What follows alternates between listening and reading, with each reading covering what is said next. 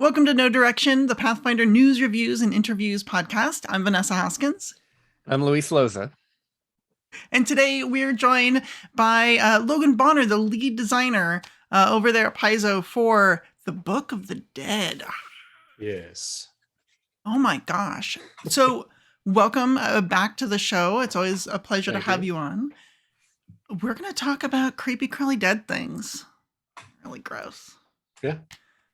Does it like squick you out? Do undead gross you out, like with the liches and the skin hanging off? And not overall, but there's definitely some where it's like, oh, that's a little much. That's a little much. That one got me. Okay, so you're releasing Book of the Dead. It's all about the undead, both how to fight them, how to be them, how to be companions with them. And I have the big question of why this book? Why now? Of all the books you could do. Well, undead are kind of a big deal in Pathfinder and in Golarion. Mm-hmm. We decided we didn't want to keep doing just like bestiary 4, 5, 6, etc., etc. And when we were thinking about like what are some different ways we could do a similar style of book, undead were like the first one that it's like, well, of course we're going to do an undead book. We got to do an undead book. There's so many undead. There's so many different things you can use them for. And so it was just like, it's about the right time for getting some new monsters out into the game. And we want to do an undead book. So let's look at ways we can do that and make it cool. And so it was like, well, we can let you fight undead. We can let you be undead. We can let you hang out with undead, or we can just kind of all do that in one place. So it was like, we had all the technology we needed to make the book. And so it was a pretty easy sell to just be like, all right, yep, Book of the Dead, let's do it. Go ahead. Sorry. Paizo hasn't, this isn't new territory for Paizo. They've done things like horror adventures in first edition, which I think is the most appropriate kind of parallel for that. But this book is a lot different in how it's presented, how the theme of the book. It's written in setting as a book that Geb, the undead ghost leader of the nation of Geb, wrote. Why the change in presentation and theming for the book? Well, we'd already, like with Secrets of Magic was kind of the first time the rulebook line went into doing some more like in-world voice kind of stuff. And we started pretty small there. And when we got to Book of the Dead, I think it was Jason Bowman's idea to kind of say like, we've got a thing literally called the Book of the Dead in the world of Golarion, and it's written by Geb. So therefore it's written by Geb. And it also kind of let us give you a really good pipeline into like, if you're going to play an undead creature, here's an undead speaking directly to you. So it was just a pretty natural fit. We knew we wanted to do a little bit more of this kind of in-world stuff that's going to get you, kind of sunk down into feeling like you're a part of the world. And so we just kind of ran with it. And it's like, how much of this can we do and have it still make sense? And how much can we listen to Geb talk and not want to just, obliterate him from the planet and from our brains? Well, that's actually something I really enjoy, is how in second edition we're seeing more, I want to call it first-person perspectives of characters in Golarion talking about concepts in Golarion, rather than designers and game publishers talking about a game world as a game world. And I think it's really interesting and gives players and GMs alike a lot of insight. So I'm really happy that's been happening, and I hope you keep doing it.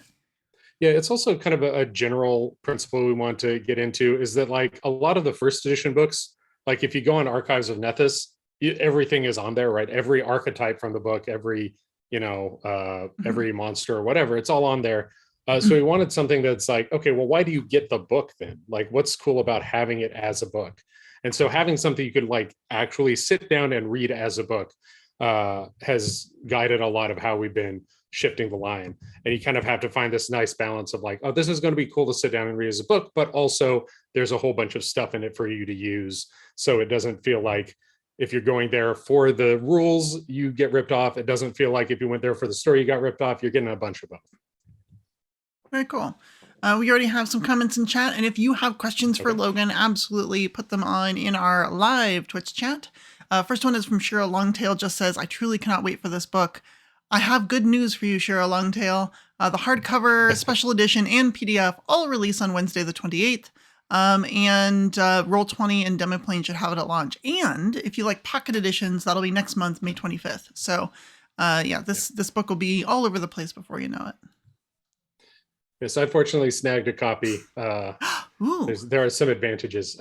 So I've got the beautiful new book smell. It doesn't smell dead yet, but I imagine if you leave it in a leaky basement for long enough, it'll probably get a little more atmosphere. Right. Very cool. Wow, that is so cool. I wish I had a physical copy. That's all right. That actually is a good moment to mention that I might have had a physical copy if I was an author on this book, which I'm not. However, I have to mention, and I literally have to, that 4 No Direction Network members are authors on this book, including Michelle Jones, Ron Lundeen, Jessica Redekop, and our very own Luis Loza. Yeah, Luis, hey. What did you write on this book? I didn't contribute a lot.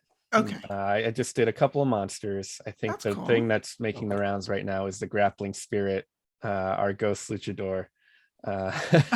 Which I saw that, and I saw that, and I'm like, this is one of the most Luis things ever. I bet Luis wrote this. I mean, I definitely did. So, like, but as fun as that is, that was something that was already requested in the outline, right? That's something that Logan and the rest of the design team said, I guess we want ghosts that can grapple people.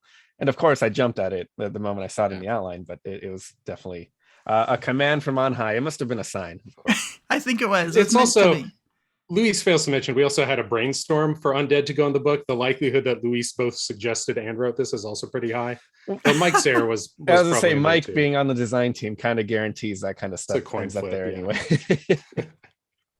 That's true. That is fantastic.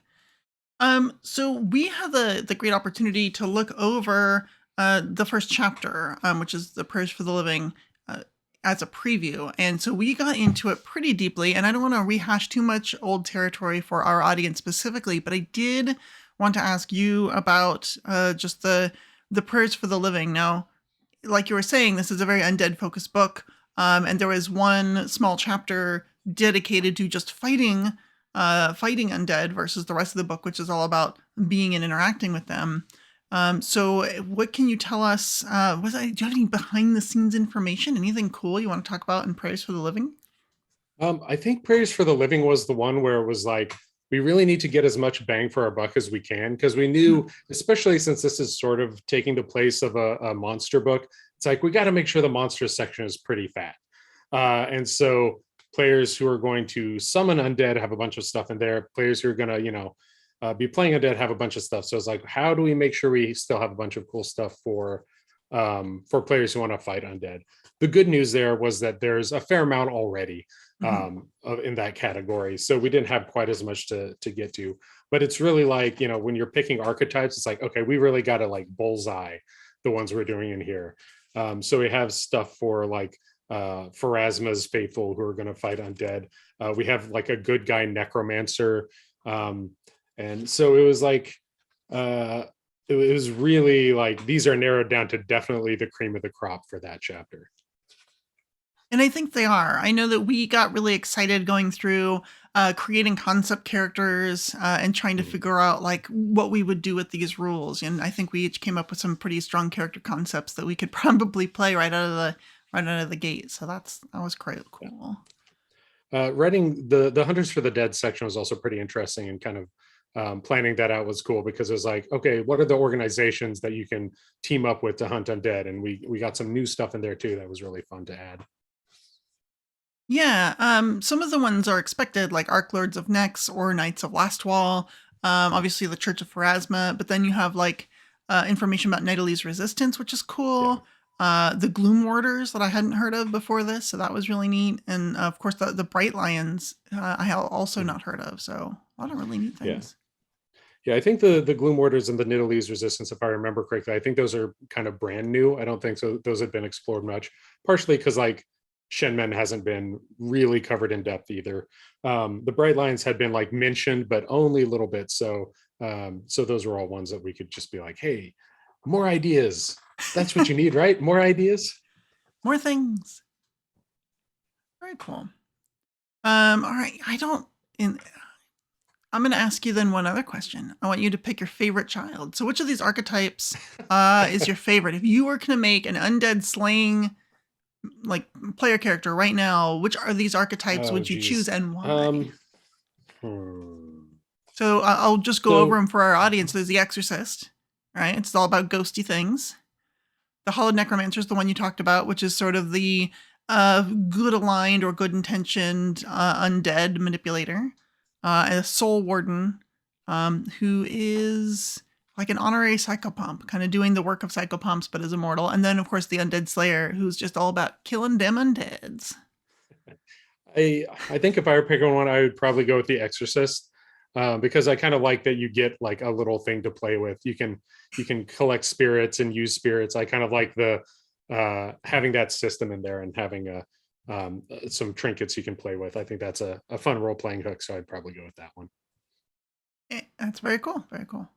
Well, let's dive down. And unless, Luis, you had anything else to say about Chapter 1, since we kind of covered that a few weeks ago. No, I think we can just point people back an episode at this point and say, watch that. We talked all about it. Talked all about it. So let's look at the undead that we never got a chance to look at. Yes, chapter 2, Hymns for the Dead, where we get all the really super cool undead stuff. Yeah. So this book opens up and it's got this chapter, rather, I should say, like a cool treatise on necromancy, once again from Geb's point of view, and that is just so neat. If you don't mind me asking, who wrote all of these sort of Geb POV parts? Were they multiple different authors or the same author? It was multiple authors. I came up with like kind of the initial voice for Geb, and we kind of workshopped that some. Especially James Case took a lot of looks at them and kind of help refine those. Then we passed those to the authors, and then I also like looked back over them to try to do some standardization at the end. So getting Geb's stuff in there was a lot of work. That was one of the trickiest parts of this book, was trying to make him sound like the same guy across these. And he's the same guy and he's not the same guy, because these are kind of chronological, where he was a necromancer before he was undead. So the earliest ones he's writing as an evil jerk necromancer, but not yet undead. And then he later gets perspective on being undead himself. So his voice shifts a little bit throughout the book too. Yeah, it's one of my favorite parts going through this book. Obviously, the game rule information is very cool, but I really enjoyed seeing everything with Geb's perspective, and that personal voice is good. So bravo on that, because you definitely get this sort of jerky academic vibe from Geb, which is perfect. Of like, I'm going to overanalyze this. Yeah, it was tricky because he's legitimately just a bad person. Like, he's not like, you don't want to get too far into his head and stay there. So it was kind of like, he is a bad person, but he's also kind of trying to put his best face forward in this writing. And he still comes off as a jerk, because his best face is still a pretty jerky face. Still pretty jerky face. So this chapter is the one that gives us all the fun undead things to play with, the skeleton ancestry and stuff. But I feel like an obvious thing to do would have just been, all right, let's give you a necromancer archetype and the reanimator archetype and a bunch of new spells and new animal companions and stuff. So why the choice into letting players actually become undead? I think it would have been very easy to keep that something that GMs decide. All right, if you want to be a lich, if you want to be a ghoul, we're going to figure that out, because for the most part, Pathfinder's a heroic game. You're good heroes. So what's the decision behind letting people become undead? I think a lot of that is our philosophy on doing these books, and this is true of like Guns and Gears too, where it's like, if we're going to do it, we're just going to do it. Like, we're going to do everything at once. We're not going to hold anything back if we're doing a theme book. So if we're doing undead, we're going to push the pedal to the floor and just like, you want to be a mummy, you can be a mummy. Have fun, go be a mummy.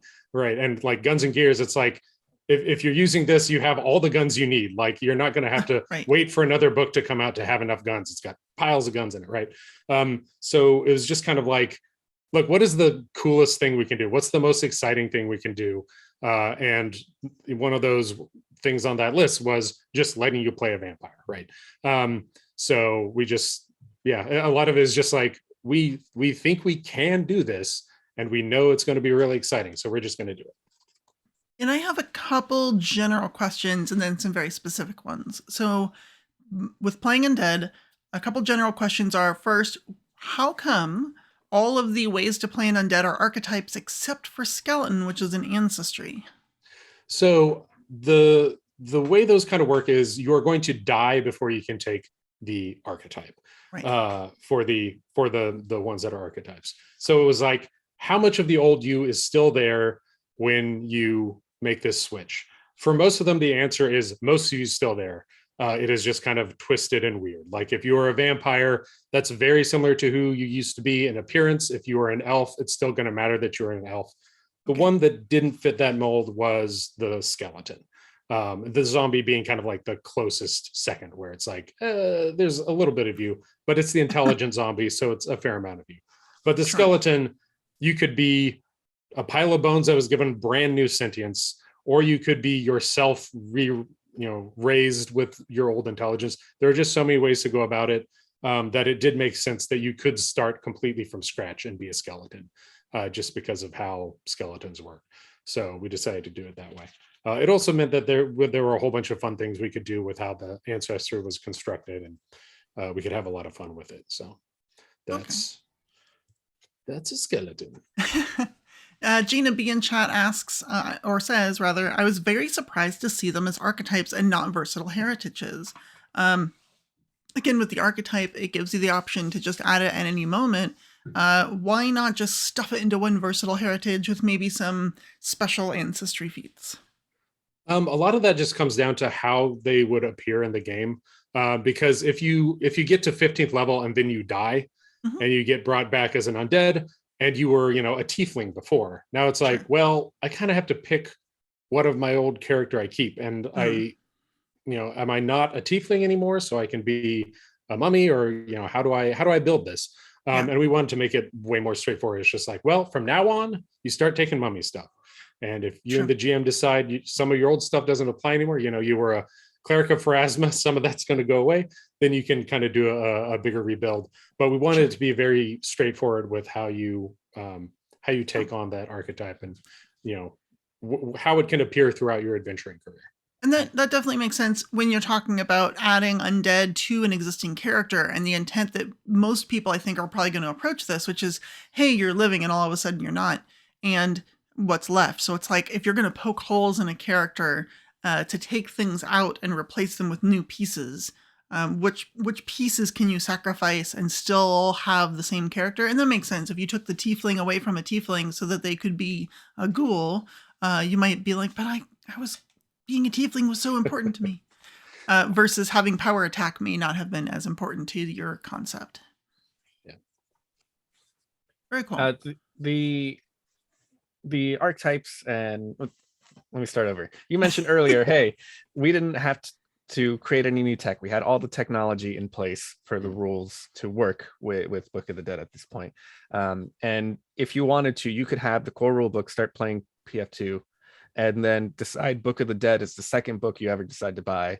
And you should have everything you need to be able to use all of these options just fine, which is great. It's amazing that, you don't have to come up with a new system. You don't have to come up with like the corruption system from Horror Adventures or anything like that. The archetypes and the ancestry system work great for that. But were there any challenges with getting some of these to work as archetypes or ancestries? Were there places where you felt like we're kind of pushing the envelope on just what an ancestry can do or what an archetype can do? There could have been spots where you felt like it could have been easier to come up with something brand new. There are two big spots where that happens. One is just the basic undead traits. There are a lot of campaigns where they don't make sense, right? Like you can't be healed. There are a lot of campaigns where the tools that are put into that adventure are not going to work for you.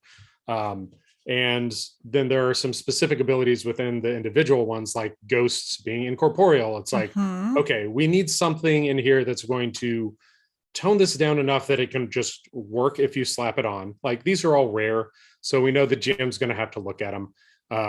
But some of the abilities, we wanted a version that you could kind of play basically how you would do a normal adventure. And then for stuff like the soul cage for the lich or incorporeality for the ghost, we wanted to say, okay, if you really want to just let loose the reins and just go to town, you can do that. Here's what is going to get screwed up in your game and you're going to need to prepare for if you decide to do that. So we kind of did a two-stage approach to that, where it's like, okay, here's a version. The feat is just going to let you do it in a way that's relatively balanced. And then if you really just want to be like, yeah, you got everything the monster has, you can do that at your own risk. We kind of presented stuff that way. Yeah, it's interesting because most of these archetypes have a sidebar that sort of explains, mostly to the GM, it appears, how to use it in a game or what to expect. And I think that's a pretty smart way to go. Also, I think defending some of the choices, for example, ghosts. I know you mentioned just being able to go through walls, and the default, I'm second level and I took a ghost archetype. Can't do that. You can't pass through walls. Which is an interesting choice. And then at 10th level, you can with a feat. So it was just interesting to see that approach to try and maintain some semblance of game balance when you're like, well, I'm a ghost. I'll just go through stuff. What else?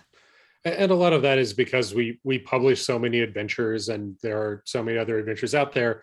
We didn't want you to be like, well, I really want to run, abomination vaults, but if you're a ghost, then it all breaks. Right.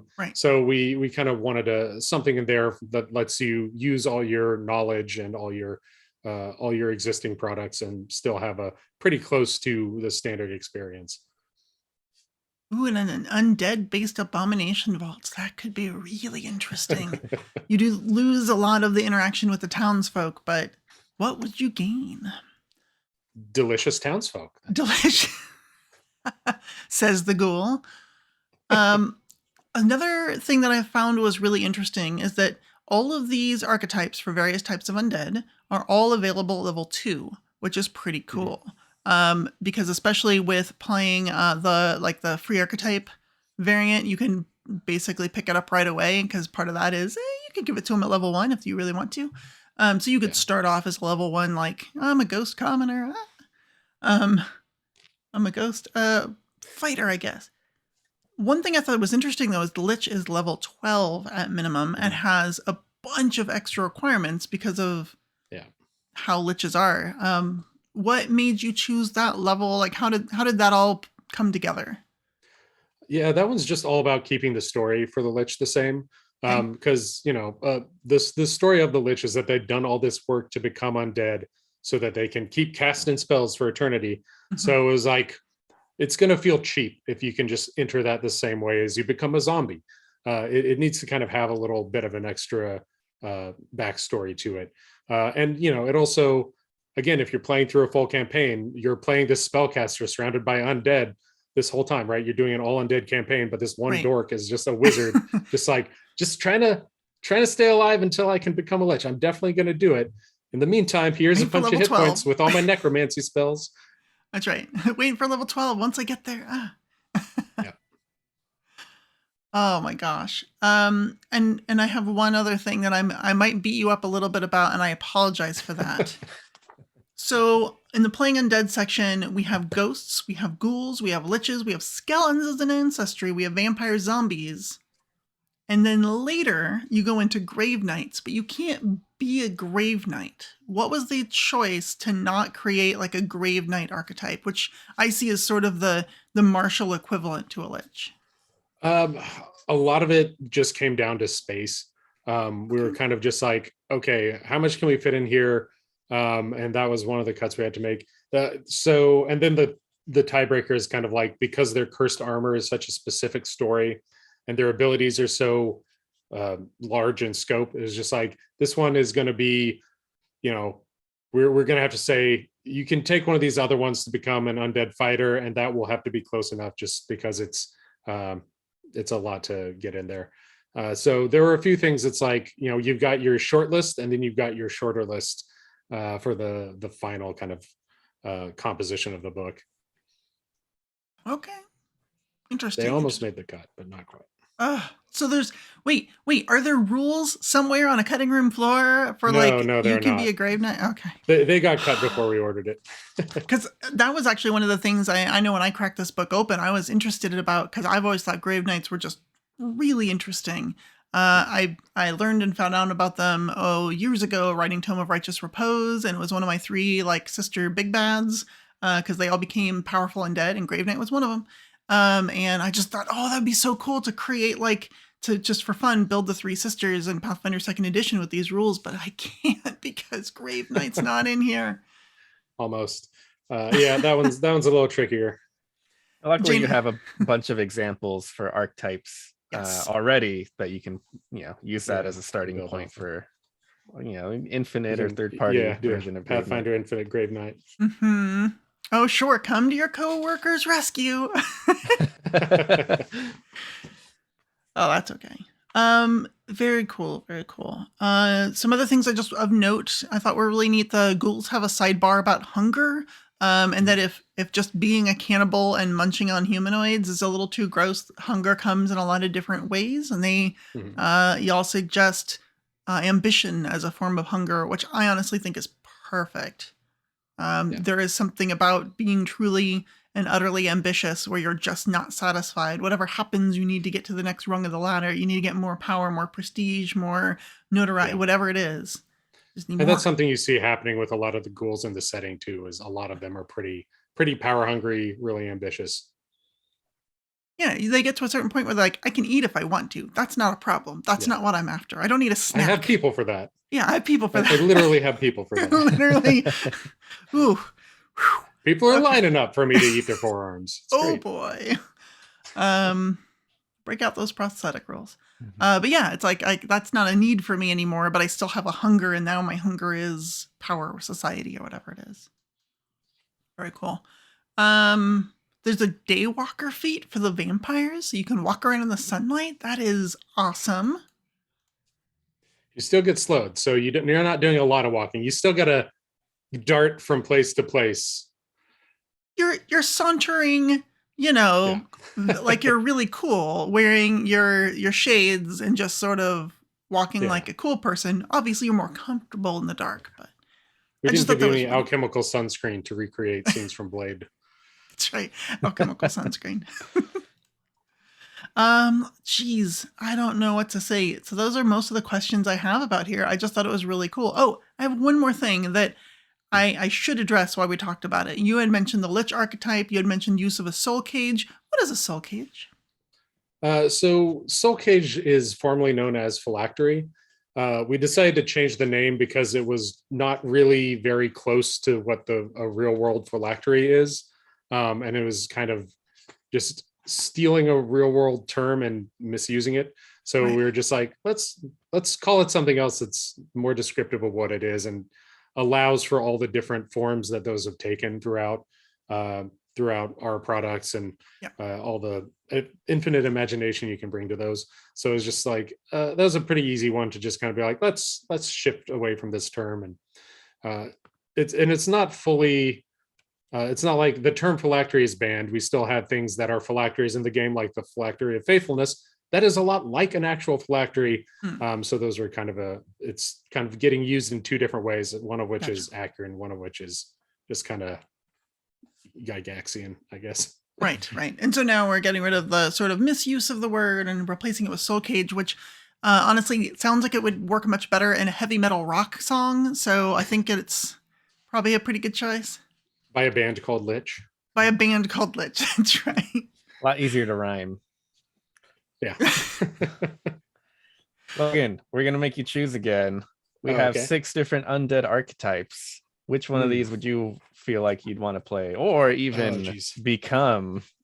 And dun, why? Dun,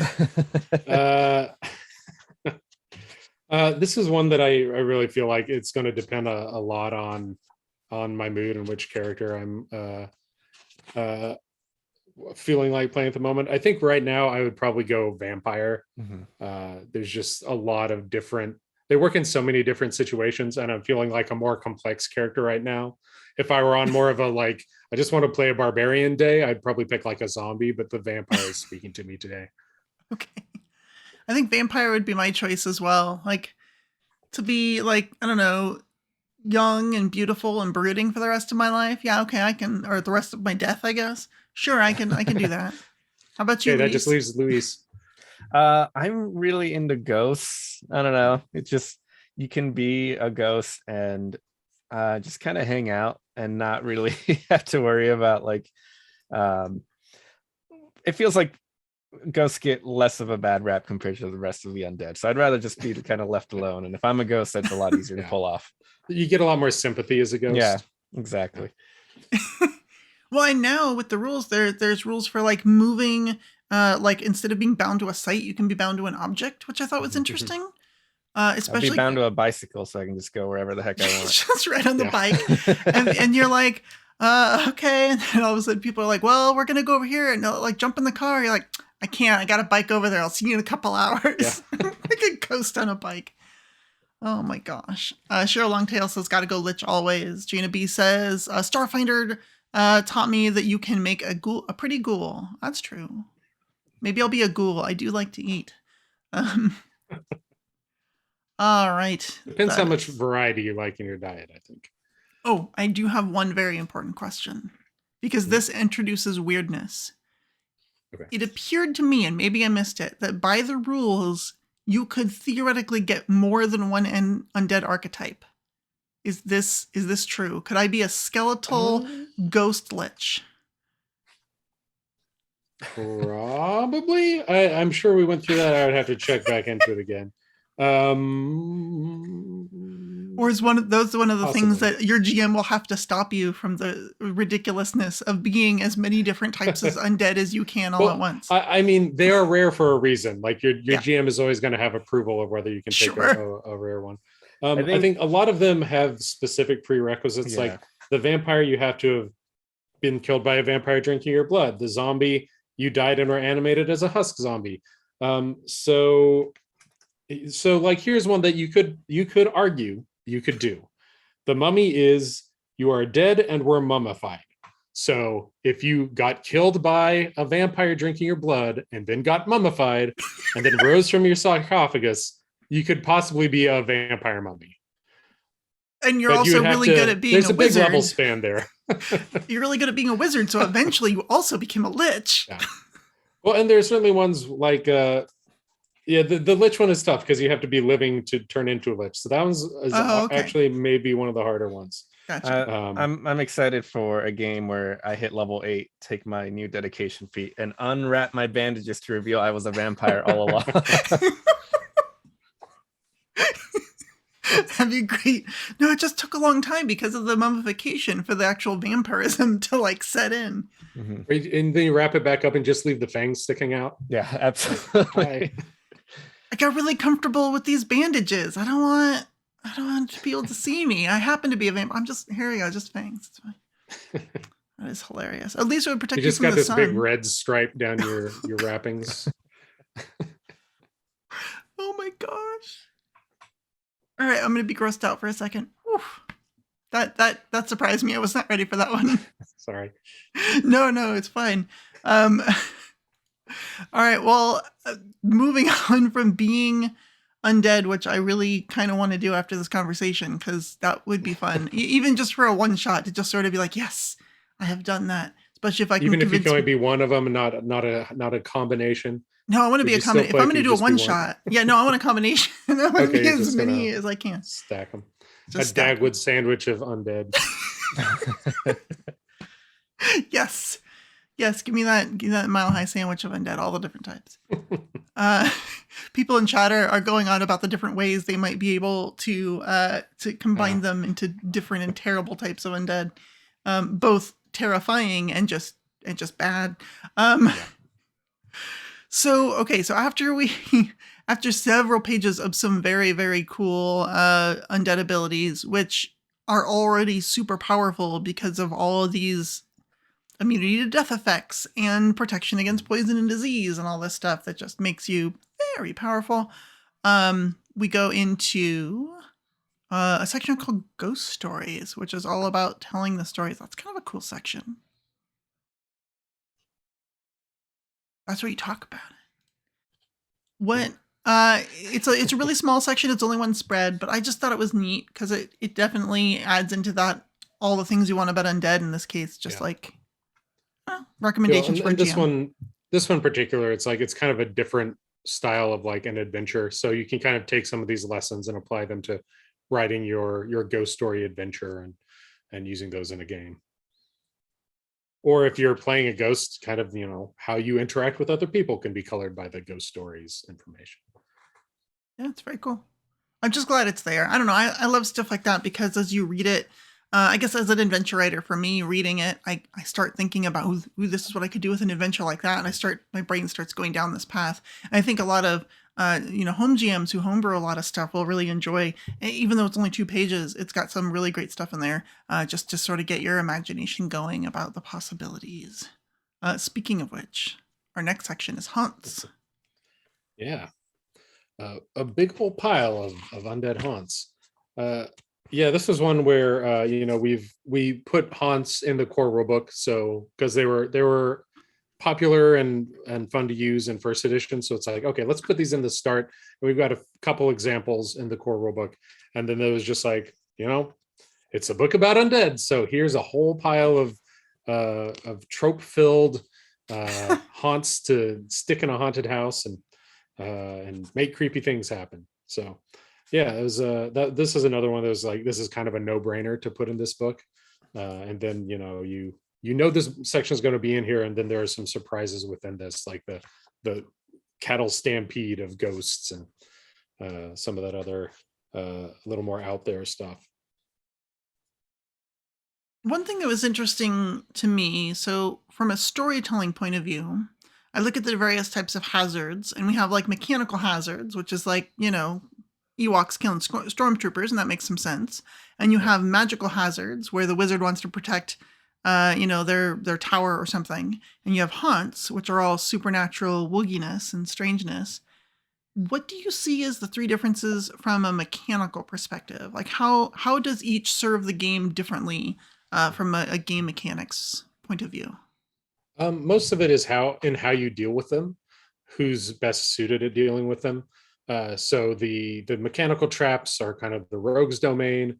The magical traps could be the wizard or the cleric, whoever has kind of taken some tools to deal with, kind of dispelling magical things. Then haunts are really more in the like the cleric and possibly a more social character, because some of them are like ghostly intelligences. And then like environmental ones are the rangers or druids, bailiwick. So a lot of it That's is true. just kind of like, what types of characters do I want to be good against this type of threat?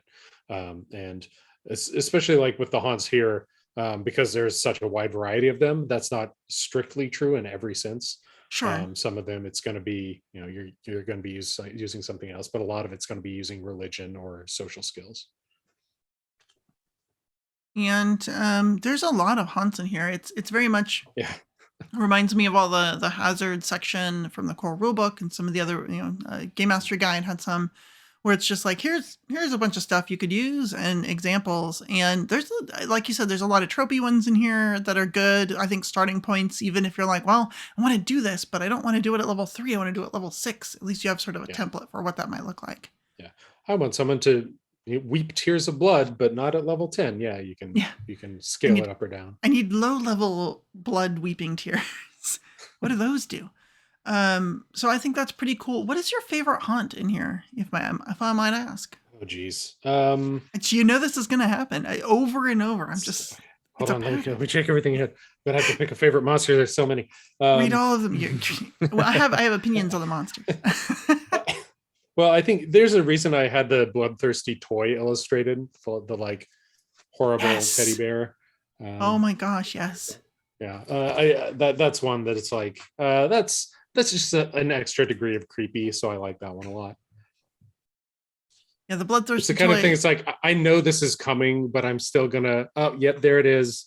It's still terrifying, even though I knew if I entered this child's room it was going to be terrifying. Yeah, and you could do an undead puppet, but why do that when you can just have it be a haunt where it's like sometimes the toy is just a toy, but sometimes. Yep. Very cool. Hey, Luis, what do you think about haunts? Hunts are great in that they feel like they're more suited to help tell stories on their own, like independently a haunt compared to just here's a spear trap or here's the sphere of annihilation or whatever. They come with a lot of story potential, figuring out what's causing the haunt and how you can solve it. Becomes its own little quest on its own, as opposed to I'll just roll a couple thievery checks, which I think is always fun. So you can have a haunt that isn't even necessarily like evil, undead, spooky thing, just weird stuff going on tied to strange events that I think leads for a lot of cool narrative potential. That was one thing I was thinking about too, though, when I saw that there's rules for like moving haunts and where they're stuck, where they're located. And I think a lot of it was talking about having like a ghost companion or like a ghost that's anchored. But I don't know about haunts specifically, but it talked about that. And I thought, well, if you can re-anchor this like necromantic energy, this twisted, corrupted spiritual energy to something else, and I could take it off of, I don't know, the well that keeps flooding and sucking people in to murder them, and I could, like, I don't know, take it out to sea and then like cast it into the deeps, and then it's like now it's aquatic elves problem. Yeah. We don't have to deal with that. The players will probably use that ritual to circumvent haunts. They're like, this freaking flooding well keeps coming back and it's driving me crazy. Put it on a piece of copper, throw it in the ocean. All right. So the next we have chapter 3, the Grim Crypt, which is kind of cool. Tell us about the Grim Crypt. What's going on in this chapter? So the Grim Crypt is a whole pile of monsters. It's got a wide variety of undead. Part of building out this book was looking at every first edition undead we'd done and just being like, okay, does this one survive outside its native environment enough that we should bring it into second edition and use it as another undead? Excuse me. And another part of it was like, okay, what are some ways we could make this a little more interesting, especially when we have like undead that we're expanding? Because a lot of it is like, okay, we've got those vampires, but what about additional vampires? What about additional mummies? And one of the ways we did that was with these sections by Geb talking about mummies in this case, giving a little more context about what mummies are like. Some of those undead that are really like, this isn't just a one-off, this is a whole concept that we want to cover. So we did these expansive sections on those. And yeah, so it was really just like okay, we got to make sure we get the greatest hits in there, and then we're going to look for other undead concepts that we can bring into the game. Some of these are undead from different cultures. Some of them are ideas that we had in brainstorms. And then there's like, an undead book that can be really depressing. It's a lot of dead people, a lot of people who died in horrible situations. Mm-hmm. And so like, we also wanted a few like, okay, here are a few more lighthearted ones. So we've got like this undead musician. Yes. We've got an undead swashbuckler and the undead, the grappling spirit. Those are like, okay, this one's a little more fun. It's not quite as depressing as these the coach that's going to come and take your soul or things like that. So, or this immolated corpse. So speaking of the really fun, kind of almost silly undead, we have the fiddling bones you just showed us. We have the taunting skull, which is literally just a flying skull that makes fun of you. And we have a ghostly pirate captain. I think all we need is Guybrush Threepwood and we have a perfect adventure. What do you think, Luis? Yeah, I think you got it. It's perfect. Do we want to do Monkey Island as a Pathfinder 2nd Edition campaign with all the ghostly crew? Because that sounds like a really fun one shot to me. I don't know what to tell you. Guybrush is a bard, and Governor Marley is a swashbuckler. He might be the hardest to stat up because he's kind of classless. Well, I suppose that's what I was thinking, bard. But I guess bards in 2nd edition do have a bit more bent to them, a bit more focused flavor. But yeah. Maybe a rogue. Like a social rogue. But yeah, I saw those as I was going through, and I'm like, wait, what is going on here? Someone is a LucasArts fan. One thing I noticed that was really cool. So you have all these undead in here. There's a whole category uh, that is renamed, and much like a lot of second edition is doing, they're taking these old concepts and giving them cool, shiny, new, awesome names. And so we used to have nightshades, right, which are those powerful undead born on the edge of the shadow plane and the plane of negative energy, and that's that kind of liminal space is where they call home. And they have a new name. It's Darvaka. Am I saying that right? Yeah. Sure. I mean, it's made up, so say it Sure, however you like. cool. I'm going to say Darvaka. So, what was the impetus behind renaming these specific creatures? So for a lot of creatures that had come from 3.5, it was like, is this such a thing that it doesn't make sense to make it more Pathfindery, or is it something where it's like there's a gulf in the lore here, and we could do something different with them and kind of make them a little more our own. So something like, you know, a rust monster, it's like it's pretty well covered, right? It's a rust monster. Its whole thing is set up. It's still going to be a rust monster. Something like the Nightshades, their lore in like the third edition 3.5 version was so thin. They were just like, they felt very much like, okay, this monster's in here to fill space, and you know, there's plenty of stuff to build on with them. And so it was like, okay, let's take the cool parts about them and then flesh them out with more world lore, give them a little bit more of a personality into place. And I think Jessica Redikoff was in charge of these and did, Oh, you okay, know, cool. did a whole, you know, reassessment of what they could be. I think I changed the name. So the names, like some of them are half hers and half my alterations. But like she did a lot of the work of making these kind of a class of their own.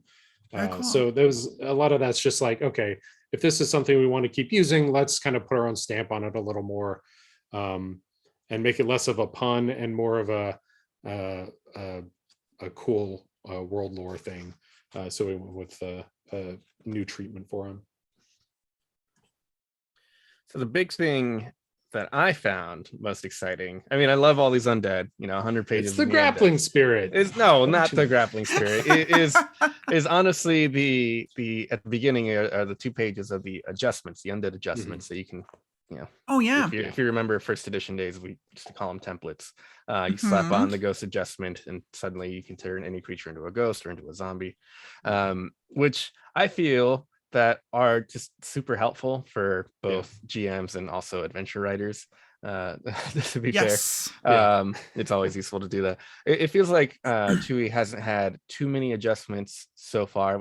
I know for sure we've always had the elite and the weak adjustments, and there's a couple of creatures that you can make by kind of following some steps here and there in the bestiaries. But why the decision to suddenly, you know, give you a bunch of adjustments? And are we going to see more adjustments in the future when it makes sense?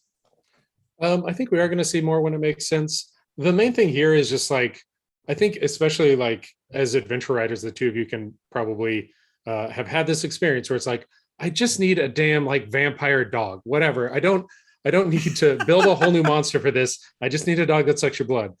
So it's really based on the need of game masters and you know, adventure designers. It's just like, look, sometimes all you need is just to make a ghost real fast out of something else. It needs to be a ghost pirate, and you know, if there hadn't been a ghost pirate in here, you could just take one of the pirates from Game Mastery Guide and slap ghost on it. So it's really just to make these things as efficient as possible, kind of the same way the simple templates in first edition worked. And this was the spot, is just like, okay, let's give you a pile of these. I think future books that are themed in a similar way are going to have more. It's a part of our design space that has a lot of room to grow.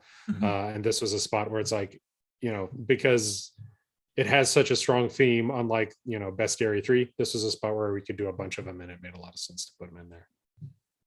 Yeah, I think the weak and the elite templates are really great for adventure writing when things are just off a little bit and you're like, well, I don't want this fight to be too powerful or too weak. You can adjust it a bit. So that's great.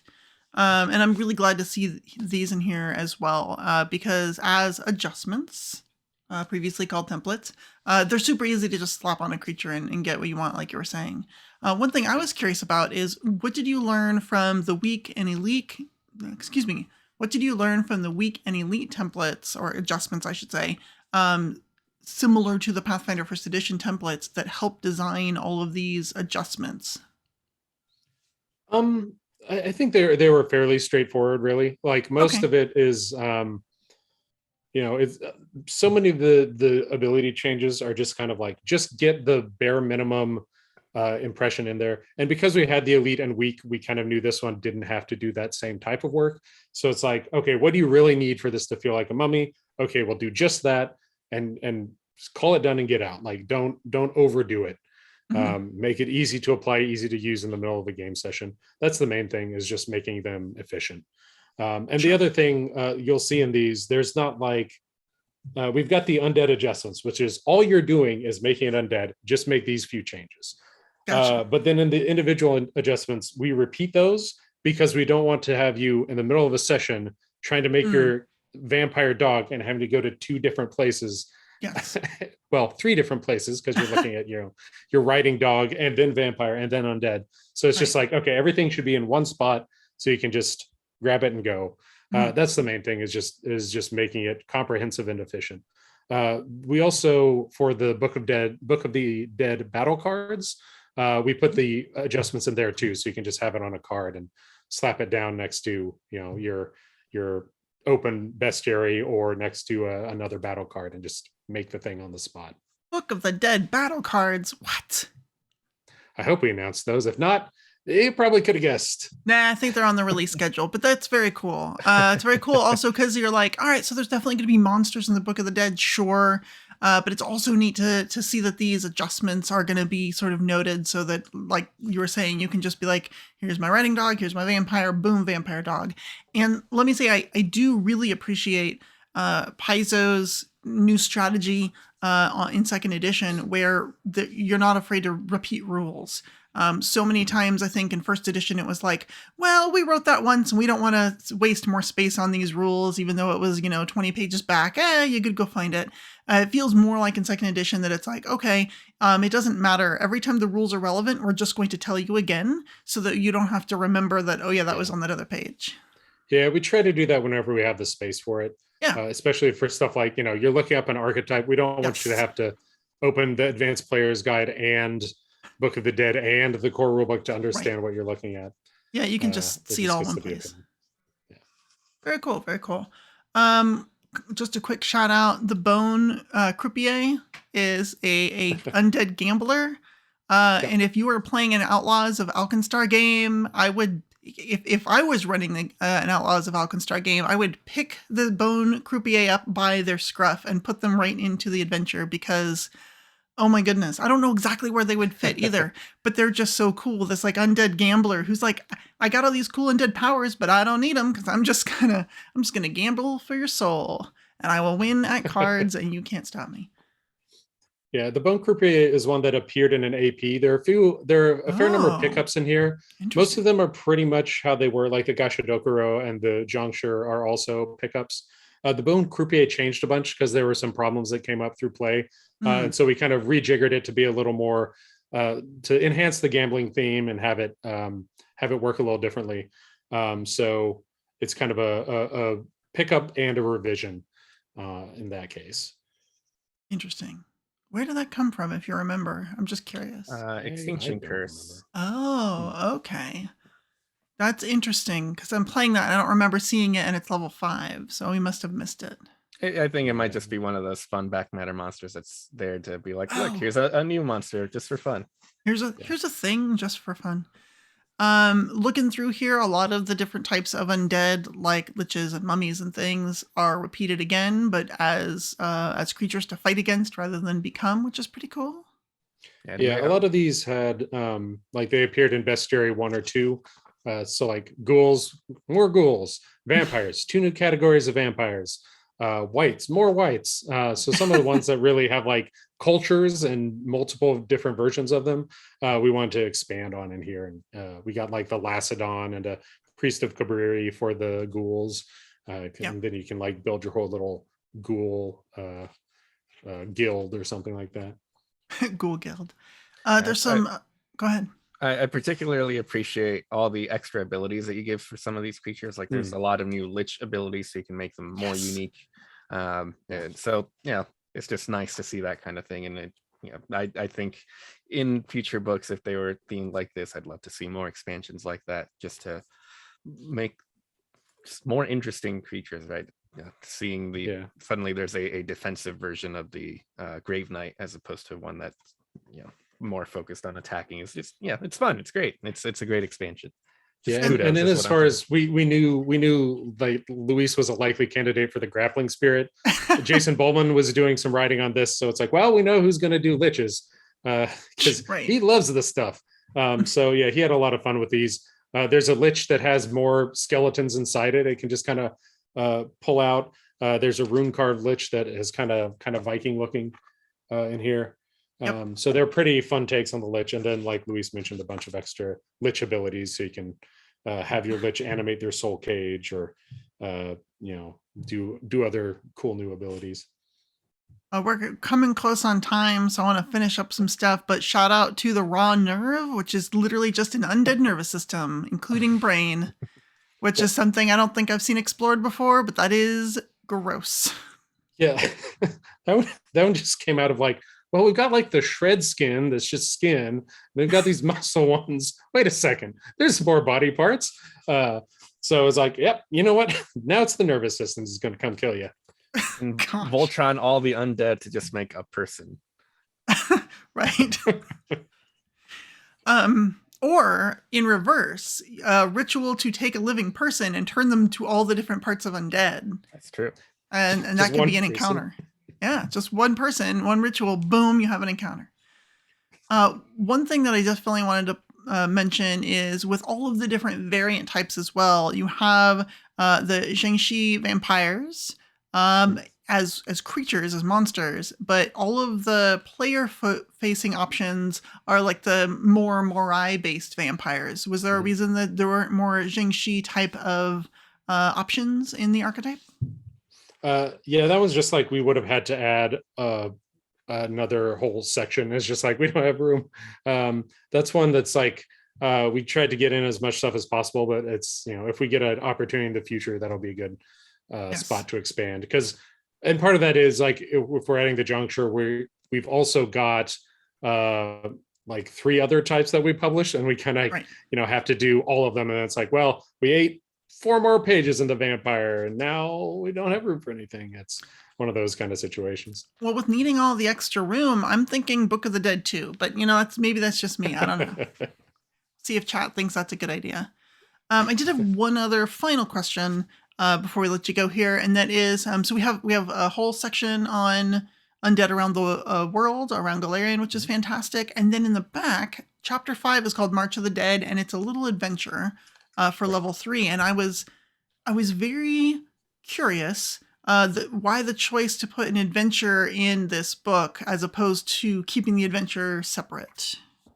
So that's one of Jason Bowman's parts of this book. Okay. He wanted to do an adventure. I think the main impetus is kind of have an adventure in a place that we know just a ton of people are going to get it, a ton of people are going to play it, and just kind of have this shared experience of different game tables have all been through this horrible undead meat grinder, and just kind of can have this large scale shared experience in the same way that we know a lot of people have played Burnt Offerings or the Fall of Plaguestone because of where they came out in the adventure. This was like, well, what do we get if we put one in one of the core books in the rule book line, and see what happens. So we're curious to see what happens when people start playing that one, because it's like a little bit shorter and a little bit evil and and painful.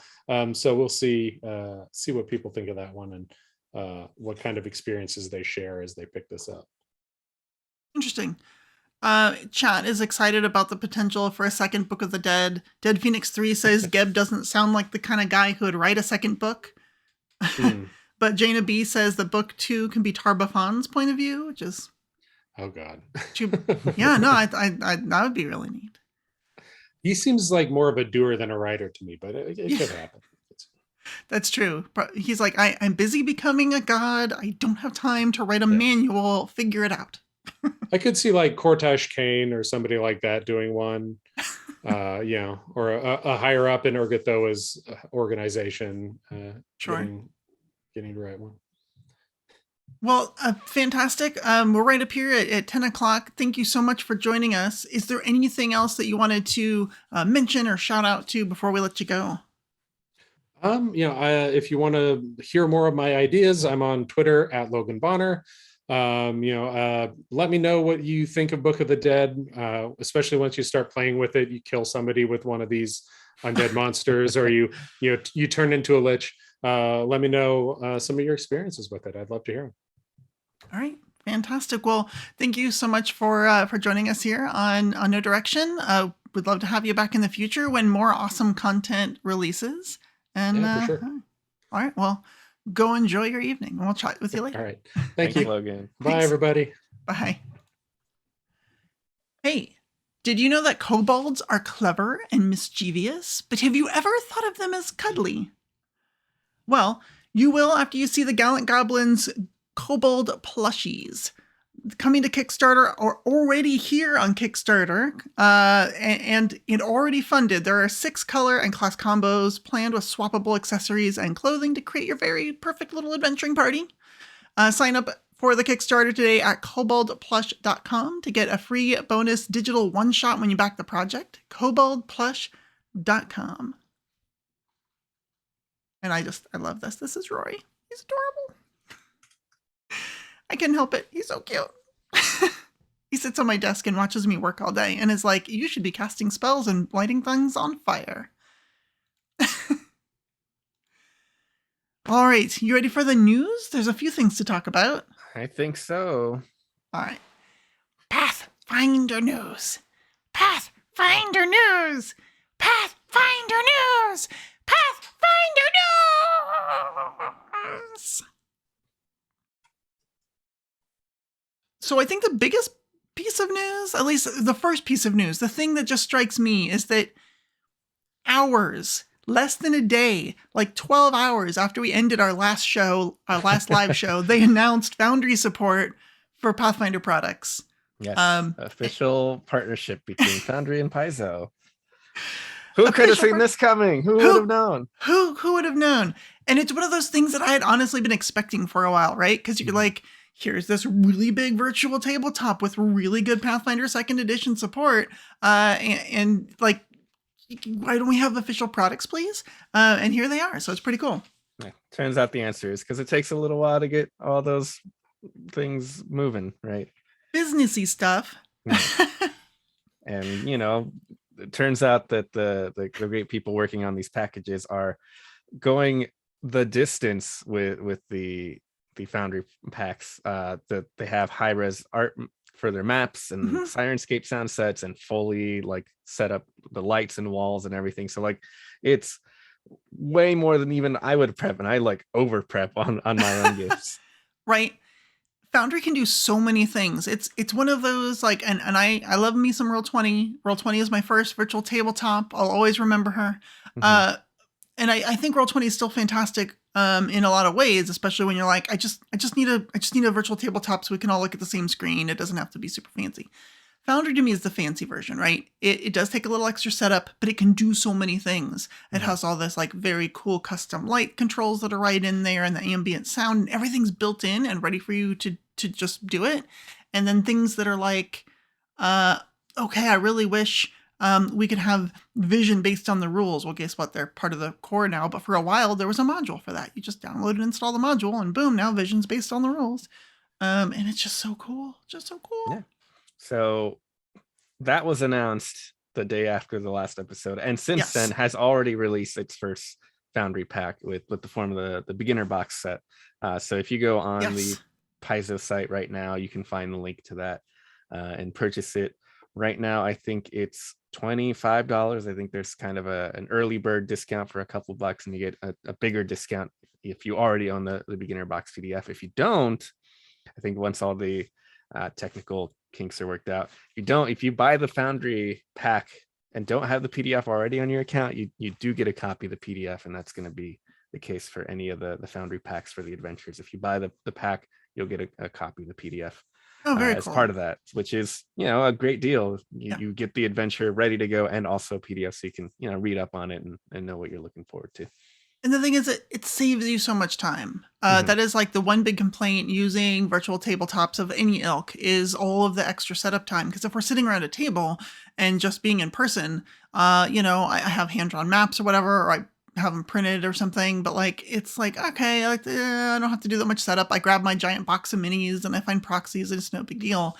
But I feel like for the virtual tabletops, there's a lot more prep time. I'd say 2 or 3 times as much, as you're like making sure the grid is aligned on the map, and you gotta import all the stuff and make sure the stats work, and there's a lot of Draw all stuff. the walls and put all the lighting if you're into that. I reached the point with my home group after this announcement came out. I have a home group that I'm running through a 1E campaign that I'm converting to 2E, so that's even more work. Oh, geez, But I'm yes. just like, guys, I might just like say we're canceling this and do one of the pre-built ones, so I don't have to prep anymore. Right? I haven't done that yet, but there was just like a moment there. It's like just the enticing idea of like, I wouldn't have to prep anymore, and that just sounds so great. Well, I'm in the middle of running Abomination Vaults, and I'll tell you what, I am honestly considering just buying the Abomination Vaults, even though I've prepped most of it already, and like gotten it to a level of playability that I can live with. Sometimes I'm like, oh, I never got art for that monster. Well, we'll just go with it. But like, just the idea of having it all done for me just sounds great. So the only prep I have to do is like, all right, especially because it's a dungeon crawl, I read the like 4 or 5 rooms they're most likely to go to next, and that's it. That's my prep, is just rereading rooms and being like, oh, that's right, that's what that creature is, and that door's locked and that one's not. Cool, that's all I need to know, and everything's done for me. It's very cool. So I'm excited about this one. So we have Abomination Vaults is out or going to be out. It's Outlaws, coming out with the release of the compilation, the hardcover compilation, which is next month. Yeah, so I think you'll get, Okay. when you buy the Abomination Vaults pack, you'll get all the levels, all the dungeon, All all the ready to go, the entire AP all at once. Yes, very cool. I am 99% sure I'm going to be doing that. And then there's Outlaws of Alkenstar also is going to be released, which is cool. Yeah, you get to have the very first official AP Foundry pack, because it's your Adventure Path volume. That's very cool. I think every volume is getting its pack. I think day and date of release for the actual adventure. So I think as soon as an adventure's out, you should be expecting. We'll see. Hopefully, that the team can keep up with that. But I think every adventure will have its pack ready to go when it releases. So, and I don't remember the official street date for that, but I do know that subscribers are already getting PDFs because people have already started asking me questions about Punks in a Powder Keg. They're like, on page 15, and I'm like, I don't know. I think that's next week, next Wednesday. So, okay. Yeah, you can look forward to one of those every month. More questions. Well, that's really cool. And then, of course, the beginner box that we talked about. So that's Foundry support. I think it's huge. I think it's really good. Yeah. It comes just in time. There was a module called PDF to Foundry, which was really cool. That would actually scan your PDF and extract the text and art and stuff from the PDF that you fed it, your watermarked PDF, and put it into Foundry, which was pretty cool. And it was all scripted. It was someone that just basically figured out how to do it and scripted it. And then it was so much work, as you can imagine, that he finally went, you know what? I'm not going to do any new stuff. Like, whatever I've done is done. And it was a really great thing to have. And it's just, this is coming in at perfect timing to be like, okay, cool. So there'll be no more PDF to Foundry ones, but now we have official Foundry support with like sounds and lighting effects and everything already has full art. And you don't have to be like, well, I got some of the room descriptions, but I still have 18 more things to do. So that's pretty cool. It turns out Fry Guy, the user who was doing the PDF to Foundry, even like extended the work he was willing to do, because he was kind of going to call it quits a little while back, but decided, oh, this thing's coming down the pipeline. I'm going to keep going all the way through Quest for the Frozen Flame, because then you have an option on Foundry to play any AP at that point. And the PDF to Foundry is still going to exist. You can go back and use that, and all the the current way PF2 works on Foundry from what I understand, it's just going to remain the same. You just have this option to buy the very fancy version if you really want. But if you want to continue doing things the way you've been doing them, you can keep doing that as well. Yes, very cool. So that's pretty exciting. Official Paizo tells us that Wednesday, April 27th is the official street date. I think that was for Outlaws of Alkenstar, that people are already starting to get their and Book of the Dead. And Book of the Dead. So yeah, big day. You can play your skeleton gunslinger on Foundry with the official pack. On Foundry, that's right. With all the official stuff. And yeah, it's so nice to be able to just be like, I'm going to do the Soul Adventure path, and it's already prepped and I don't have to do anything. And like very professionally. Cool. So other news. Other big news. PaizoCon 2022, there's a big update. The hotel block at the Doubletree is now open. So if you are going, you can get a cool hotel room. And the tickets, unfortunately, so what they did with the tickets is if folks had 2020 tickets, they said, you know what, we're going to hold those for you. And if you want to go in 2022, if you want to go this year, you can just go. And if you don't, we'll give you a refund. Cool. But they also decided to, for the safety of all those attending, not only is it fully masked, but only 500 people can go. Like, that's the cap. Well, apparently so many people from 2020 wanted to go that they're just running into that 500 person cap and are still processing things. So for the foreseeable future, it is unlikely that they will have tickets to sell. They're basically pre-sold out from the 2020 ticket holdover. Digital ticket sales are up now, though. So if you want to, stream and be part of the digital experience for that, that's available to you. I think signups for games are happening in just a couple weeks as well. Yep, So everything starts in May. Or GMs can sign up for their slots, and then players can join up not too long afterward. And I think there was one other piece of news with PaizoCon, in which Paizo announced who the guest of honor is. Let me see what does it say here? Vanessa Hoskins? I'm having trouble with my camera. I don't know. I maybe I should disconnect now. I don't know what's happening. I mean, do you know who this is?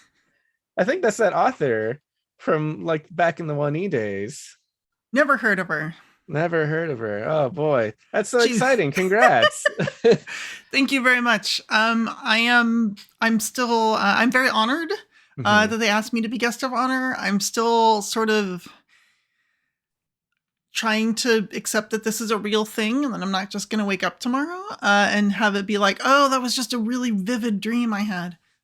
So it's still sinking in, but yeah, it's very exciting. I was planning on going anyway, and they're like, hey, do you want to be our guest of honor? And I was like, yeah.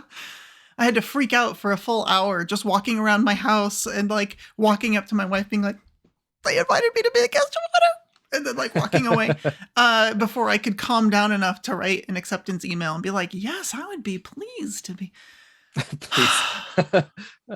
I'm just be very professional about my squeeing. Yeah, I'm trying.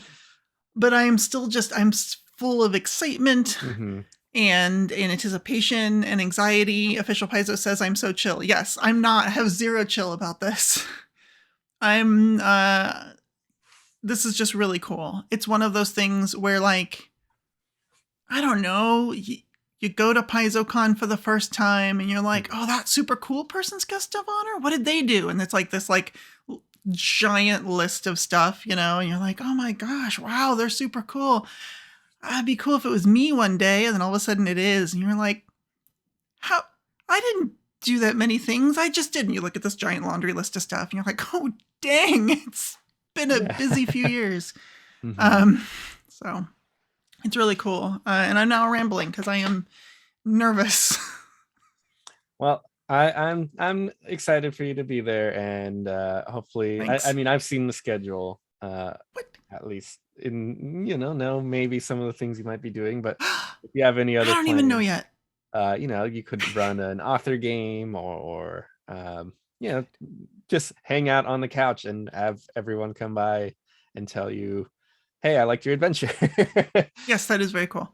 One of the things that is important to me is nerdy fashion. So I've already started to I've ordered outfits or accessories to make existing clothing into I'm trying to walk that fine line between a little more elevated than just regular casual clothes, but not formal and not too like cosplay and nerdy. I need to find that liminal space between casual and cosplay that is just like very geek cool.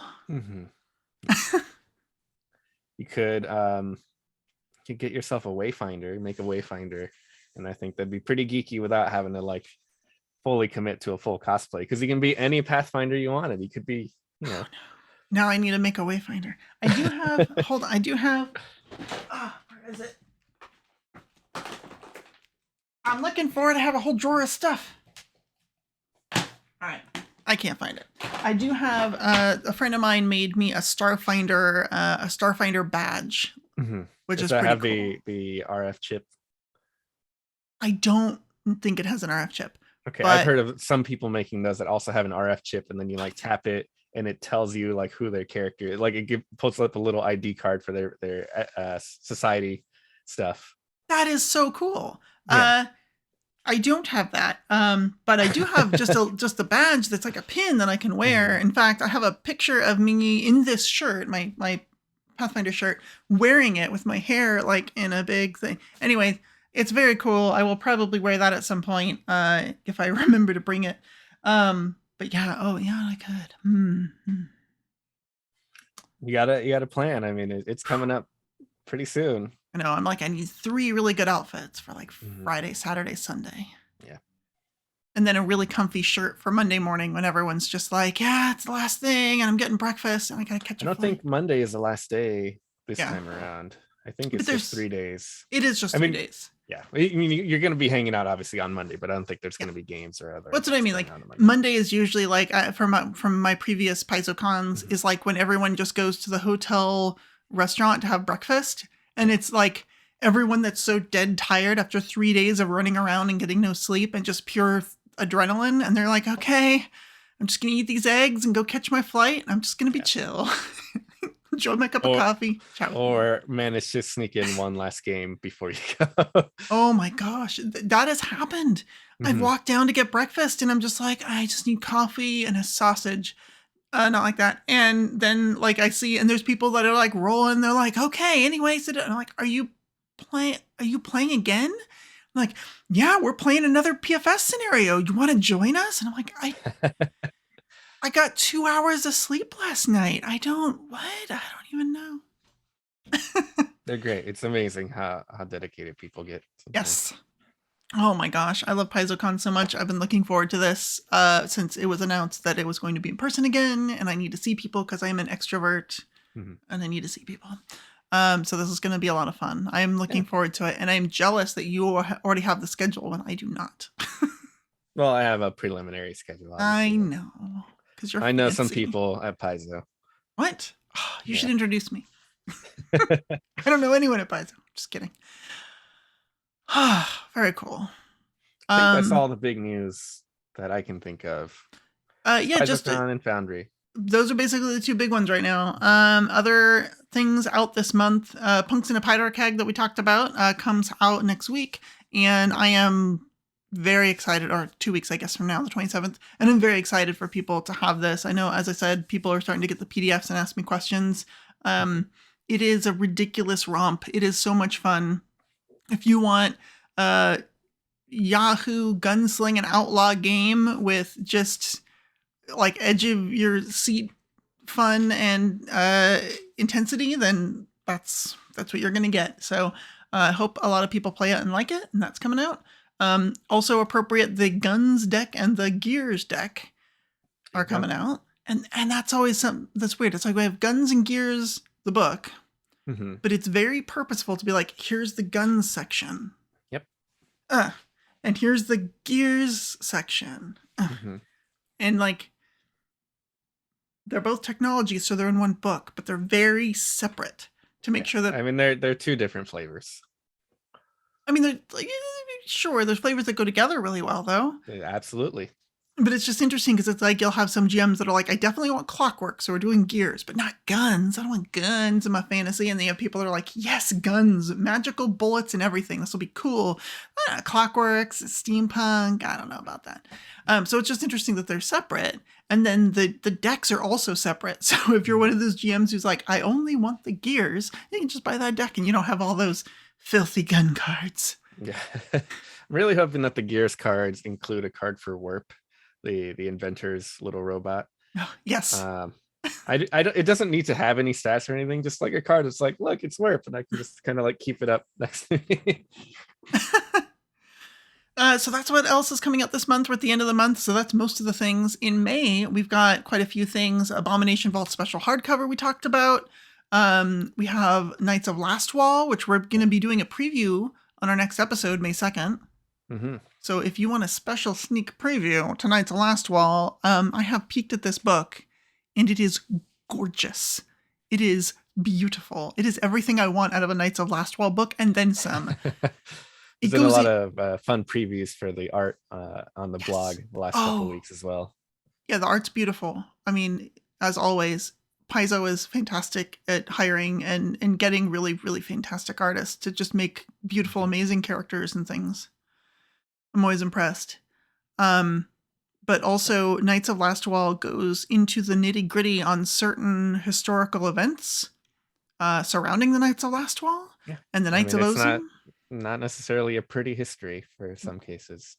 It really isn't, and there are details that I did not know this, and they're coming in because I can't spoil it yet. On the 2nd, I will talk more about it, but there are details that either I did not know before I read it, or are new revelations in this book that are never before heard bits of lore that I am just mind blown about. So we will definitely talk about that on May 2nd. We have the Starfinder Drift Crisis, which is huge, and I know that's a Starfinder stuff. So if you are also into Starfinder, definitely check out our No Direction Beyond show next Wednesday, April 27th, when all this other stuff comes out. Because we will be digging into the Drift Crisis then. It is mind-blowing. I have never seen a tabletop RPG company do something like this, and I am not being hyperbolic. It is a very ambitious thing that they're doing as a one-year event that affects literally all of Starfinder, and it is so cool. So definitely join us for No Direction Beyond on the 27th to hear all about that. Mm-hmm. And the last thing I want to mention in May is that there is a Pathfinder adventure, Shadows at Sundown, coming out. What do you know about Shadows at Sundown, Luis? It's set in Corvosa. So if you've missed Corvosa, I really loved it from Curse of the Crimson Throne. This is your chance to kind of go back and see how things have kind of shaken out in the past, I guess, 10 years after the events of that AP. You know, meet some Grey Maidens and have a good time. Obviously, it's just 64 pages of relaxing and no problems at all, just meeting with old friends. Surely there won't be any combat or any problems that come up at all. Yeah, I'm sure it'll be just fine. Well, that's cool. I like that we're revisiting like old ground to sort of check in with them and see what's happening. So that sounds like a really fun adventure. I hadn't dug into that before this conversation. I'd seen that it was there and I was like, ooh, I saw Corvosa and I saw that it existed and I was like, I need to go check that out. So thank you. That I am now much more interested in it. I think that's one of those adventures that I ran Curse of the Crimson Throne and absolutely loved it back in the day. Oh, yeah? And I think it's one of those, like, I know a little bit because I can't avoid it, just you know, the way things work. But I'm trying my best to avoid as many spoilers as possible, just so I can check it out myself when it comes out next month. And I don't know if there's like fun rules that come in that book, but I'm sure if there were ever a spot for things like I don't know, Grey Maiden stuff, that's probably a good spot for it. It'd probably be a pretty cool spot. We'll see. We will all see together when that comes out. All right, fantastic. I think that is all of our news. Do you have any shout outs? Shout out wise, I mean, I wanted to shout out to all the people involved with the Foundry partnership, right? There's so many I know Andrew White is internally one of the people that was kind of spearheading that, or at least, biggest champion for that. And, of course, the licensing team and marketing teams with that. There's just so many people involved, and it's turned out so amazing. I got myself the beginner box pack. I know I probably could have asked someone to get that, but I wanted it to support this whole process, and it's just Yeah. beautiful and fantastic. So I think anyone should who's interested in it should check that out. And of course, the other thing I want to shout out is next week is beginner box day, which is organized by the Pathfinder 2e subreddit. They're working to try to give everyone a taste of Pathfinder 2e, so they have 50 odd GMs running several slots for the beginner box for people to try it out. I'm sure if Right. you asked around, they might be able to, like, no guarantees, but I'm sure if you ask around on the subreddit, someone might be able to sneak you into a spot there if you're trying to try out 2e, or you can probably get a group together there that could still run it, especially with how easy it is to put something together with the VTT options out there at this point. Well, that's what I was thinking about the beginner box, is especially because like it does all the setup for you, and it's really easy to sort of clean the table off, so to speak, because you can just make a new world, load in that module, boom, you're done. It's setup's complete, and I can run it for a whole new table, and I don't have to be like, hold on, where did I put that handout? It was here. You can just be like, cool, all right, more people, let's try second edition together. And I think that's a really neat product to have in a virtual tabletop, and I really hope I don't know how many of those will happen at, say, PaizoCon, but I think Gen Con is also just a really right place, especially in the digital front, to be like, hey, anyone who just wants to try Pathfinder, here's a bunch of GMs with, the beginner box virtual tabletop as well. So there's some ripe ground there in the future to just get folks to see what Pathfinder's all about, without a lot of back end prep effort on the GM's part because of this. So it's pretty cool. I definitely wanted to. I know that they're a sponsor, but the Counting Goblins Kobold plushies is doing so well. Numbat 18 tells me that they have unlocked Shep the Green Kobold. So there's yet another color and cool kobold to play, or to play with. Little cute guys. They're up to $19,000 of their $4,000 goal. This is a very successful Kickstarter, and it's so cool that they've just got everything unlocked, and not everything, but like so many things unlocked up to the $19,000 level, and it's so cool. They get all the way to 24,000. There's yet another kobold plushie, so that's pretty cool. Anyway, I'm excited. Can you tell? Yes, absolutely. I mean, they're adorable. I've got my pledge in, so I'm looking forward to that. But I got to decide, like, just how many plushies am I allowing myself to get? Right. Yes. Well, they gave me this cool red guy, Rory, who I love. He is adorable. And he is definitely going to have a place of honor in my house. And I talked to my wife about getting more, and she gave me that eye that's like, how old are you? And so I think she said as long as I had a place to put them. So now I'm trying to figure out how to rearrange sections of my office so I have somewhere to display all of them, so I am allowed to purchase them. But I also got some other cool stuff. I got these Goblin Gold tokens, which are great for like hero points or whatever. They're like really heavy weight. They're really thick, good hero points that are going to slam down and make a nice sound at the table. And then these cute little, I don't know if you like pins, these cute little pins. I got a cute little Rory pin. It's adorable. And they have all the different colors. And then I dropped it. Anyway, it's very cool. Numbat 18 suggests net hammocks for all the plushies. That is not a bad idea. Net hammock. Yeah. And that is about all of the things, I think. Luis? You know what we just did? We talked Book of the Dead. We Well, cast Speak with Dead. More generally, we had a very, I think, of another successful episode in a direction. I'm pretty happy. Yes, I'm pretty pleased with ourselves. So where are we going next then?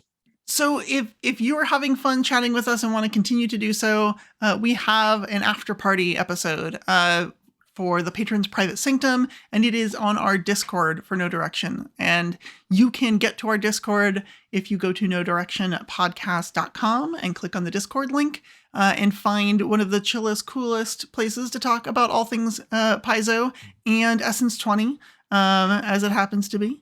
And you can also join us there. Now, you have to be our patron. But the cool part is, if your Patreon account is linked to your Discord account, and you are our patron and you are on our Discord, you'll automatically be invited to the patron only section, which includes us chatting about whatever it is you want to talk about. Absolutely. And I hear there's rumors that we might have a special guest tonight, even at the private sanctum. Who? We'll see. That's just some rumblings. We'll see if anyone does show up. Oh my god. I'll be there and I'll see. I'll be excited if no one shows up, and if it's just us and our patrons, it's still going to be a great time. Now I'm suspicious. Now I'm suspicious that Luis is like, I know something you don't know. I'm like, oh, jeez. Well, I think our patrons would also know potentially. So if you're a patron, you might know what I'm talking about. So look forward to that if it happens.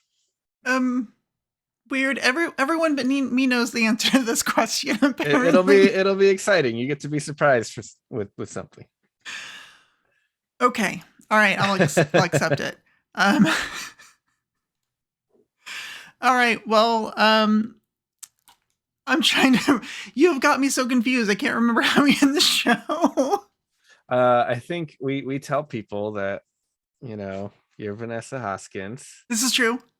And then I say I'm Luis Loza. Also true. And then I think we then note to people that if you need to find the path, you need no direction. You need no direction.